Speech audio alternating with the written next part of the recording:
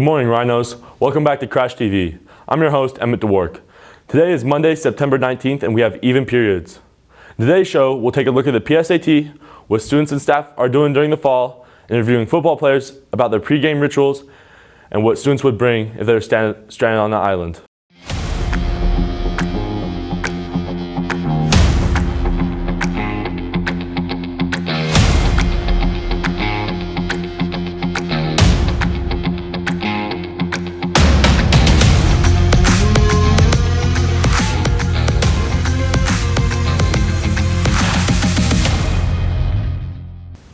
Now, let's talk about the PSAT coming up on October 12th.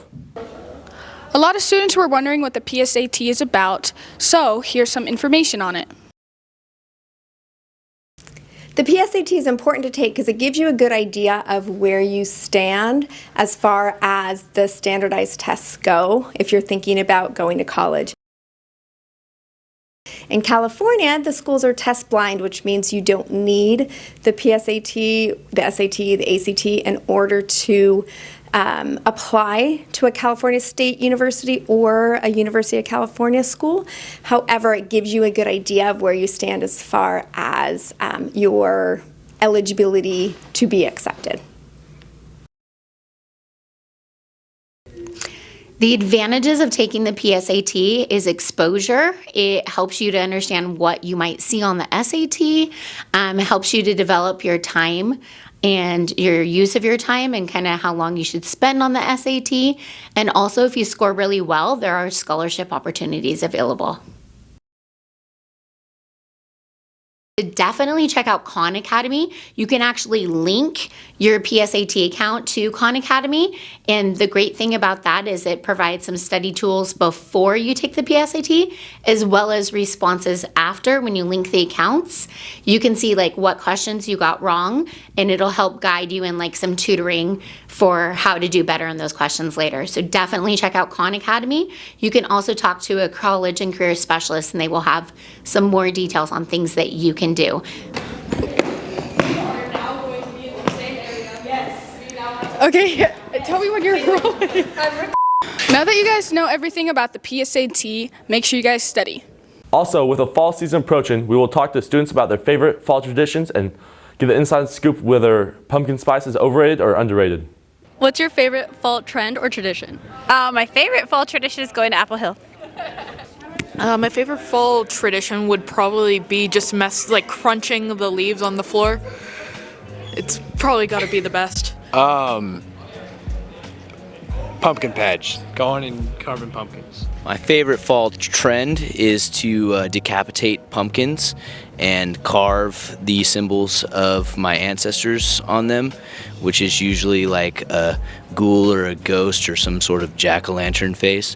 Decapitating pumpkins, pumpkin guts everywhere, solid. Is pumpkin spice overrated or underrated? As a smell, underrated. As a taste, overrated. That's a good answer. Overrated when it's just the spice and no pumpkin. Underrated when it's more pumpkin than the spice. I hate it. Cannot stand it. Well, considering I'm a basic teacher, pumpkin spice, completely underrated. I have pumpkin spice flavored goldfish in my classroom right now. Don't believe me? Go find it. It's there. Pumpkin spice flavored goldfish is a thing? Is that actually a thing? You need to go down to my classroom now and get some. Legitness. Just open it up. Oh, I ripped the bag, but you just gotta open it up. Oh, just take a sniff. Yeah, pretty good. 10 out of 10, fire. Ooh. Can confirm, those are actually pretty good. Target. You can get them at Target. Now I'll toss it over to Zoe Need for TBHS Sports. Hey, I'm Zoe Need, and welcome back to the Crash TV Sports Report. This past week, the girls' volleyball teams fought some hard battles against Center, with Frosh losing a tough one 2-1, JV winning in 2 games, and varsity winning in 3. Girls golf took on Colfax last Tuesday and emerged victorious. The varsity, JV, and Frosh football teams each took on Wheatland, and here are the scores for those games below. Attention girls soccer players, there's a mandatory info and sign-up meeting tomorrow, Tuesday, September 20th, from 6 to 7:15 p.m. at the TVHS Theater, and I hope to see you all there. Just curious, but have you ever wondered what goes through a football player's mind? Well, me too. I asked a couple of football players what goes on in their heads before a big game and what their pregame rituals are. Roll the footage. How do you mentally prepare yourself before a big game? Before a game, I listen to music, go over my plays, make sure I understand my assignment for that game, and just making sure I'm mentally there and ready to go. All right. And what's your pregame ritual?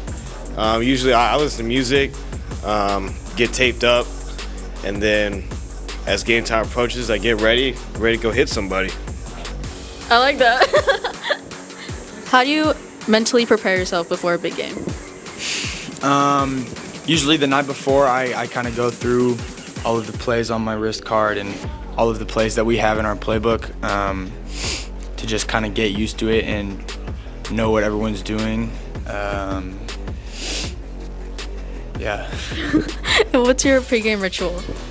Usually I just listen to music, not like super hardcore, like young boy hard rock, anything like that. Kind of just calming music, like maybe like slow music. Not super slow music, but like semi-slow music, like Drake, Kendrick Lamar, just to stay focused. Those are pretty good. Thanks.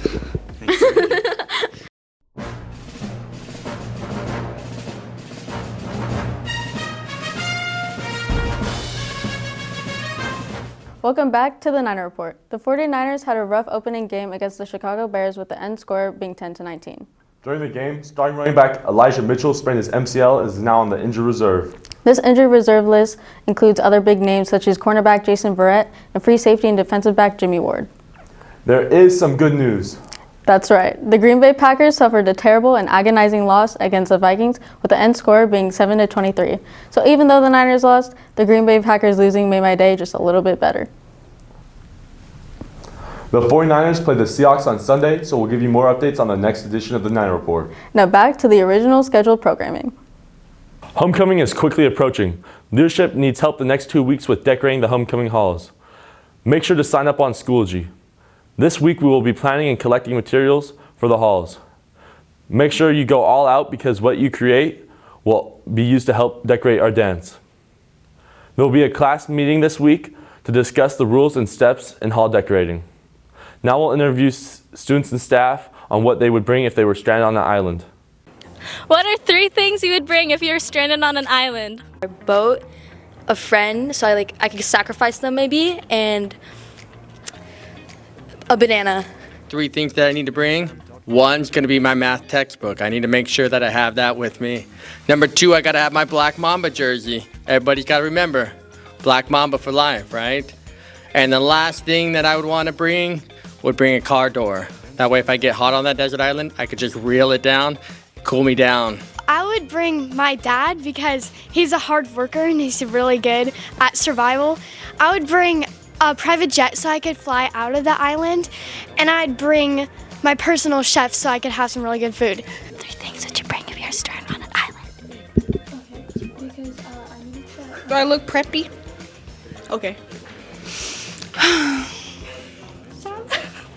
Say the 3 things. My phone, my sister, not my Enjoy. Hey. I'd bring my phone, food, and a boat.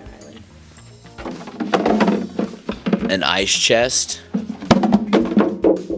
George Washington, and pickles.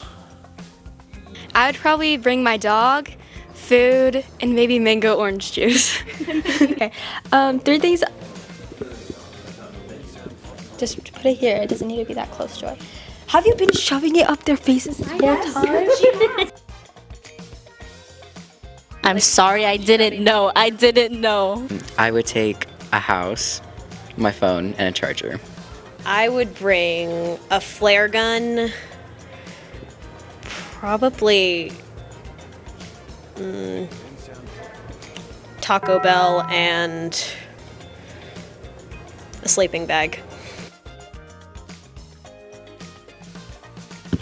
Gum.